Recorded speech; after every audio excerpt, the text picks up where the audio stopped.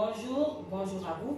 Bonjour à toi qui me regarde en ce moment et bienvenue à 3 minutes de prédication. Ce matin encore, nous allons regarder la parole de Dieu et sur ce, dans le livre de Colossiens chapitre 1, le verset 21 à 22.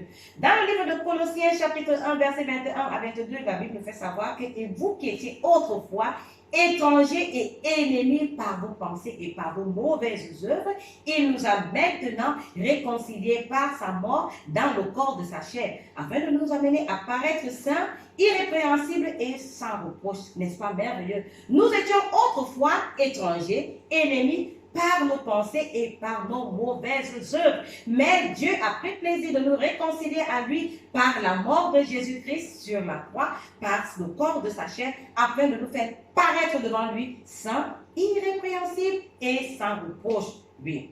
Dans le livre de Romains chapitre 5, le verset 12, la Bible nous fait comprendre par là que nous étions par un seul homme le péché entré dans le monde et le péché nous a donné la mort et qu'ainsi la mort s'est étendue sur tous les hommes. Voici comment nous sommes devenus des pécheurs par Adam. Et lorsque nous descendons dans le verset 19, il nous dit que de même par un seul homme, par la justice d'un seul homme, nous sommes devenus justes. Et c'est de ça qu'il est question dans le livre de Colossiens chapitre 1, le verset 22. Pour que nous puissions paraître justes devant Dieu, saints devant Dieu, irrépréhensibles et surtout sans reproche, il a fallu que Dieu nous donne Jésus-Christ. Selon le livre de Jean chapitre 3, le verset 16, il dit que Dieu nous a tant aimés, lui nous a tant aimés, qu'il a donné son Fils unique afin que quiconque croit en lui ne périsse point, mais qu'il ait la vie éternelle. Et il nous a donné son Fils.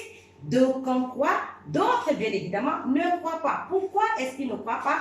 Parce que beaucoup parmi nous pensons que pour être réconcilié à Dieu, on a besoin de faire quelque chose. On a soit besoin de se confesser, soit besoin de se baptiser, soit besoin de se confirmer, soit besoin de faire des pèlerinages, soit besoin, mais il n'est pas question de ça.